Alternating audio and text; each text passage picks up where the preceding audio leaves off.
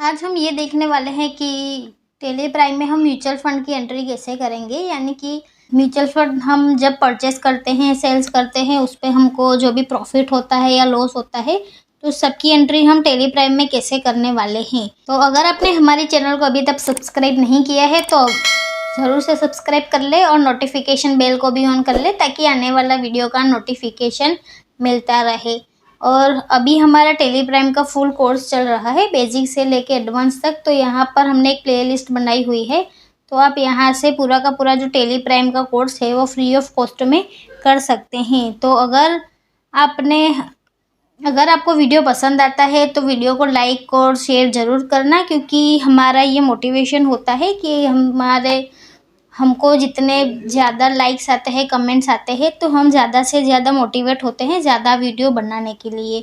और अगर आपको हमारी कोई पेड सर्विस चाहिए तो आप हमें कांटेक्ट कर सकते हैं। आपको डिस्क्रिप्शन में आपको कांटेक्ट डिटेल मिल जाएंगी। और साथ में अभी आईटीआर का सीज़न चल रहा है, तो अगर आपको आईटीआर फाइल करवाना हो या अन्य किसी भी प्रकार का आपको काम है, जैसे कि बिजनेस रजिस्ट्रेशन करवाना हो, जीएसटी रजिस्ट्रेशन करवाना हो, तो यह सारा का सारा आप जो भी है वो सब हमसे करवा सकते हैं, वो भी लो कॉस्ट में। और साथ में आपको सर्विस भी हम अच्छी प्रोवाइड करेंगे। तो चलिए शुरू करते हैं। तो अगर आपने अभी तक हमारे पिछले वीडियो डेली प्राइम के नहीं देखे हैं तो वो ज़रूर से देख लें, क्योंकि अगर आप वो देखेंगे तो आपको फंडामेंटल क्लियर हो जाएगा कि डेली प्राइम होता क्या है और कैसे उसका यूज़ किया जाता है। तो आजकल वैसे भी म्यूचुअल फंड में काफ़ी लोग इन्वेस्टमेंट करते ही है, तो म्यूचुअल फंड की एंट्री हम टेली प्राइम में कैसे करेंगे, हम कैसे मैनेज कर सकते हैं, कौन से लेज़र बनेंगे और उनके कौन से ग्रुप बन सकते हैं। और साथ में अगर हमको प्रॉफिट या तो कोई भी प्रकार का लॉस होता है तो उसका भी एंट्री हम कैसे कर सकते हैं। और साथ में अगर आपको म्यूचुअल फंड के यूनिट्स भी मेंटेन करने हैं, जैसे कि एनएवी होती है और उसका प्राइस होता है और यूनिट होते हैं, तो वो भी आप कैसे कर सकते हैं, वो भी हम इस वीडियो में देखने वाले हैं। तो चलिए शुरू करते हैं। तो सबसे पहले हम यहाँ पर टेली प्राइम में आ गए हैं। तो यहाँ पर मैं डेमो टिप कंपनी में आ गई हूँ। तो यहाँ पर मैं बैलेंस शीट में जाके आपको दिखा देती हूँ कि यहाँ पर मेरा कोई भी इन्वेस्टमेंट नहीं है, ये मेरा करंट असेट है। और बाकी मेरी कोई भी तरीके की एंट्री म्यूचुअल फंड की या तो इन्वेस्टमेंट की नहीं है। तो सबसे पहले हम वाउचर में आ जाएंगे और फिर यहाँ से अकाउंट में हम वो लिखेंगे कि जहाँ से हमने म्यूचुअल फंड में इन्वेस्टमेंट किया हो। यानी कि म्यूचुअल फंड में हम इन्वेस्टमेंट में जो करते हैं वो डायरेक्टली बैंक के थ्रू ही करते हैं। तो यहाँ पर हम अल्टर सी करके बैंक अकाउंट बना देंगे। तो मैं यहाँ पर एक HDFC बैंक अकाउंट बना देती हूँ, उसको मैं अंडर ग्रुप में बैंक अकाउंट रखूँगी। तो आप जहाँ पर वैसे काम करते होंगे तो वहाँ पर आपका बैंक का अकाउंट बना हुआ होगा, अगर नहीं है तो यहाँ पर आप ऐसे बैंक का अकाउंट बना सकते हैं। और यहाँ पर आपको नीचे पर्टिकुलर में म्यूचुअल फंड का अकाउंट बनाना है, क्योंकि आपने यहाँ पर म्यूचुअल फंड में इन्वेस्टमेंट किया हुआ है। तो म्यूचुअल फंड का लेज़र बना के हम ग्रुप में इन्वेस्टमेंट रखेंगे, क्योंकि ये हमारा एक तरीके का इन्वेस्टमेंट है और इसको भी हम कंट्रोल लेकर के सेव कर देंगे। और यहाँ पर मैं 20,000 लगा देती हूँ, अमाउंट लिख देती हूँ। यानी कि HDFC बैंक से मैंने 20,000 रुपीज़ म्यूचुअल फंड में इन्वेस्टमेंट किया है। तो यहाँ पर मैंने सिंगल लेज़र बनाया हुआ है म्यूचुअल फंड का। लेकिन अगर आप अलग अलग तरीके के म्यूचुअल फंड में इन्वेस्टमेंट करते हैं, जैसे कि अलग अलग कंपनी का हो गया, ICICI का हो गया, टाटा का हो गया, या तो डेप म्यूचुअल फंड हो गया, या तो हाइब्रिड हो गया, या तो किसी भी प्रकार के अलग अलग तरीके के म्यूचुअल फंड में आप इन्वेस्टमेंट करते हो, तो आप चाहे तो उसको अलग अलग तरीके के लेज़र भी बना सकते हैं। अगर सिंगल लेज़र बनाना हो तो आप डायरेक्ट म्यूचुअल फंड भी रख सकते हैं। तो यहाँ पर मैंने 20,000 रुपीज़ HDFC बैंक से म्यूचुअल फंड में इन्वेस्टमेंट किया है। अब मैं दूसरा भी सेम एंट्री कर देती हूँ कि मैंने म्यूचुअल फंड लिया है 30,000 रुपीज़ के। तो ऐसे मैं 2-3 एंट्री कर देती हूँ। तो अगर ये तो मैंने डायरेक्टली म्यूचुअल फंड का बताया, अगर आपको यूनिट भी लिखने हैं कि आपने कितने यूनिट लिए और कितनी एनएवी में किया, तो यहाँ पर आपको उसका जो भी स्टॉक मेंटेन है वो आपको यस करना होगा। तो उसके लिए हम यहाँ पर मैं वाउचर में आके मैंने म्यूचुअल फंड में एंट्री करी थी, तो मैं यहाँ पर म्यूचुअल फंड का कंट्रोल एंटर करके स्टार्ट कर दूंगी। और यहाँ पर एक हमारा ऑप्शन आता है इन्वेंटरी डिटेल का, जो यहाँ पर नहीं आ रहा है, तो आप इसको यस कर सकते हैं कॉन्फ़िगर में जाके। तो यहाँ पर आपको एक ऑप्शन देखने को मिल जाएगा, use inventory allocation for laser, इसको आपको यस कर देना है और इसको भी कंट्रोल लेकर के सेव कर देना है। और यहाँ पर आप देख सकते हैं कि इन्वेंटरी वैल्यू आर अफेक्टेड में नो है, जो ये वाला ऑप्शन हमारा पहले नहीं आ रहा था, तो हमने उसको अनेबल कर दिया है और इसको हम यस कर देंगे और इसको भी हम कंट्रोल लेकर के सेव कर देंगे। अब हमसे ये हर बार इन्वेंटरी का पूछेगा, तो हम नेम ऑफ आइटम में तो अपने म्यूचुअल फंड है, तो यहाँ पर आप क्रिएट कर सकते हैं कि आपका किस तरीके का म्यूचुअल फंड है। अगर आपको नहीं करना है तो आप डायरेक्ट म्यूचुअल फंड की कैटेगरी में रख सकते हैं। और यूनिट्स में मैं क्रिएट कर दूंगी यूनिट का, तो मैं यहाँ पर यूनिट क्वांटिटी जो है वो मैं क्रिएट कर देती हूँ। और नंबर ऑफ़ डेसिमल पॉइंट यहाँ पर मैं 0 ही रहने दूंगी, क्योंकि हमको यूनिट जो है वो डेसिमल में नहीं मिलते हैं। तो इसको भी मैं कंट्रोल लेकर के सेव कर दूंगी। और यहाँ पर मैं जीएसटी अभी एप्लीकेबल नहीं कर रही हूँ, रहने देती हूँ, क्योंकि अभी मेरे को जीएसटी की कोई आवश्यकता नहीं है। तो यहाँ पर मैं म्यूचुअल फंड का एक आइटम बना दिया है और क्वांटिटी में आपको लिखना है कि आपको कितने यूनिट म्यूचुअल फंड के मिले हैं। तो मान लीजिए कि आप 10 क्वांटिटी के म्यूचुअल फंड ले रहे हैं और उसका रेट, यानी कि हमारा जो एनईवी होता है म्यूचुअल फंड में, वो लिखना है, यानी कि नेट असेट वैल्यू, जो हमारा करंट मार्केट में एनईवी चल रहा है उसके बिहाफ पे, यानी कि उसके रेट पे हमको म्यूचुअल फंड के यूनिट अलॉट होते हैं। तो उसका जो रेट था, तो मान लीजिए कि मेरा 250 रुपये का रेट था, तो मैंने यहाँ पर 100 क्वांटिटी कर दी है और 250 के रेट से 25,000 रुपये यहाँ पर मैंने म्यूचुअल फंड ले लिए हैं।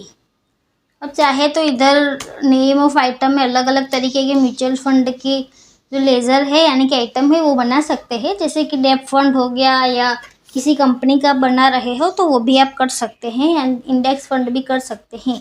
तो मैं आपको यहाँ पे दिखाई देती हूँ। तो मैं यहाँ पर अल्टर सी करके इंडेक्स फंड क्रिएट कर दूँगी और उसको मैं यूनिट में रख के नॉट एप्लीकेबल जीएसटी में कंट्रोल लेकर के सेव कर दूँगी। इंडेक्स फंड मैंने लिए हैं 250 के रेट से 25,000 यहाँ पर मेरा हुआ। तो यहाँ पर म्यूचुअल फंड मेरा 25,000 रुपये का हो गया है। तो यहाँ पर मैं एचडीएफसी बैंक सेलेक्ट कर देती हूँ और मेरा म्यूचुअल फंड इंडेक्स फंड वाले में मैंने ले लिया है 100 यूनिट 250 रुपये के रेट से। तो मैं इसको कंट्रोल लेकर के सेव कर दूँगी और फिर से इसको कंट्रोल लेकर के सेव कर दूँगी। तो अब मैं आपको बैलेंस शीट में जाके दिखा देती हूँ कि मैंने कितने के म्यूचुअल फंड लिए हैं। तो आप देख सकते हैं कि पहले यहाँ पर इन्वेस्टमेंट का कोई कॉलम नहीं था, अब आ चुका है। तो अब मैं यहाँ पर इन्वेस्टमेंट में आप देख सकते हैं कि म्यूचुअल फंड मैंने 75,000 के लिए हैं, ये 20,000 का लिया है, ये 30,000 का और ये 25,000 का। ये जो हमारा 25,000 का है ये मैंने इंडेक्स फंड लिया हुआ था और ये बाकी जो है वो मेरा नॉर्मल है। तो अब आप देख सकते हैं कि आपको म्यूचुअल फंड जो परचेस करते हैं उसकी एंट्री इस तरीके से करनी है। तो अगर आपको सिंगल एंट्री मोड में नहीं एंट्री करनी है तो आप यहाँ से कंट्रोल एच प्रेस करके डबल एंट्री मोड सिलेक्ट कर सकते हैं और यहाँ पर आपको परचेस करते टाइम आपको यहाँ पर एंट्री कर देनी है कि म्यूचुअल फंड हम म्यूचुअल फंड बाय कर रहे हैं 200 क्वांटिटी और मेरा जो रेट है वो लिखने का है। और यहाँ पर आपको 2 में एचडीएफसी बैंक लगा देना है और इसको हम कंट्रोल लेकर के सेव कर देंगे। यानी कि आपको अगर डबल एंट्री मोड में एंट्री करनी है तो इस तरीके से आपकी एंट्री आएगी, बाय में म्यूचुअल फंड आएगा और 2 में एचडीएफसी बैंक आएगा। हम इसको कंट्रोल लेकर के सेव कर देंगे। तो आपको जिस तरीके से डबल एंट्री मोड या सिंगल एंट्री मोड सेट होता है ऐसे आप कर सकते हैं। मैं यहाँ पर सिंगल एंट्री मोड का यूज़ ज़्यादा करती हूँ। तो ऐसे ही आप म्यूचुअल फंड की अगर परचेस करते हैं तो आपको ऐसे एंट्री करनी है। तो अब हम देखते हैं कि म्यूचुअल फंड अगर आप सेल करेंगे तो उसकी एंट्री कैसे करेंगे। तो हमने परचेस किया तो वो हमारा पेमेंट वाउचर में एंट्री आया क्योंकि हमारा पैसा हमारा जा रहा है इसलिए। लेकिन अब हम म्यूचुअल फंड सेल कर रहे हैं तो हमारे पास पैसा आएगा, इसलिए हम F6 में एंट्री करेंगे, यानी कि रिसिप्ट वाउचर में। तो यहाँ पर अकाउंट में मैं HDFC बैंक ही रखूँगी क्योंकि मेरा बैंक में ही पैसा आ रहा है, आप देख सकते हैं यहाँ पर। और पर्टिकुलर मैं म्यूचुअल फंड रखूँगी। तो मैं यहाँ पर इंडेक्स फंड सेल कर रही हूँ। मेरे पास 300 क्वांटिटी है, तो मैंने 250 के रेट से यहाँ पर लिया हुआ था, आपको मालूम ही होगा। तो मैं आधी क्वांटिटी यहाँ पर सेल कर देती हूँ, तो 150 क्वांटिटी मैं यहाँ पर सेल कर दूँगी। और मैंने 250 के रेट पे लिया था, तो मैं यहाँ पर 350 के रेट से सेल कर दूँगी। तो ये मैंने 52,500 रुपीज़ में सेल कर दिए हैं। तो इसको मैं कंट्रोल ए करके सेव कर दूँगी। और अब आप बैलेंस शीट में आके देख सकते हैं इन्वेस्टमेंट वाले में कि मैंने यहाँ पर इतना म्यूचुअल फंड खरीदा था और इतना सेल किया हुआ है। तो हमको यहाँ पर जो प्रॉफिट हुआ है तो उसकी भी हमको एंट्री करनी होगी। तो आप कंबाइन एंट्री भी कर सकते हैं। तो यहाँ पर सबसे पहले आपको प्रॉफिट कैलकुलेट करना होगा। तो यहाँ पर मैंने 150 क्वांटिटी मैंने यहाँ पर ख़रीदी थी 250 के रेट से, और 100 रुपये का मेरे को पर यूनिट यहाँ पर फ़ायदा हुआ है, यानी 15,000 रुपये का मेरे को यहाँ पर फ़ायदा हुआ है। तो मैं यहाँ पर 15,000 की एंट्री करूँगी। तो यहाँ पर मैं सबसे पहले ये वाला एंट्री जो है उसको ओपन कर दूँगी और इसको मैं चेंज मोड करके डबल एंट्री मोड कर देती हूँ। और इसी वाउचर में मैं सबसे पहले म्यूचुअल फंड सिलेक्ट करके यहाँ पर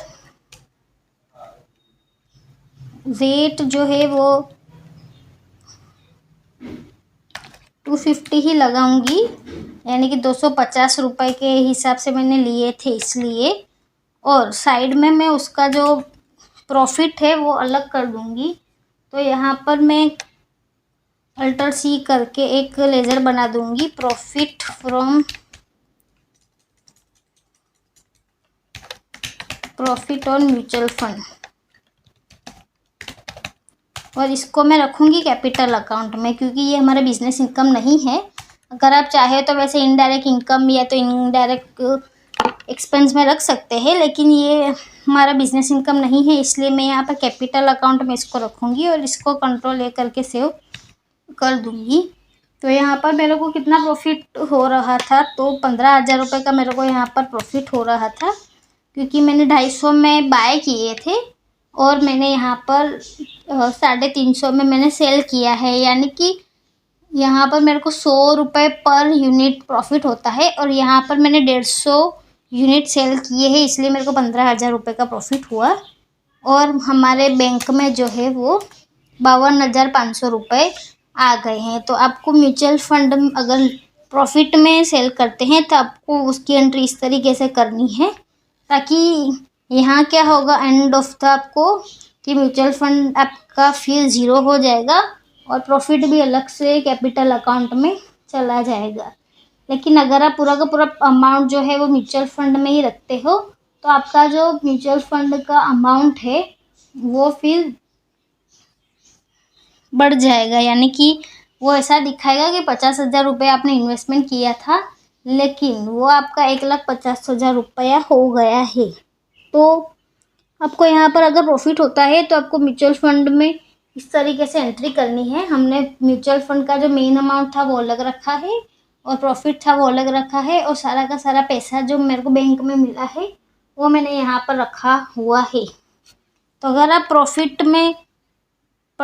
प्रॉफिट में सेल करते हो तो आपको एंट्री इस तरीके से करनी है, यानी कि बाय में आपको HDFC बैंक रखना है, 2 में आपको म्यूचुअल फंड, और प्रॉफिट ऑन म्यूचुअल फंड करके मैंने यहाँ पर एक लेज़र बनाया है, इसे करना है।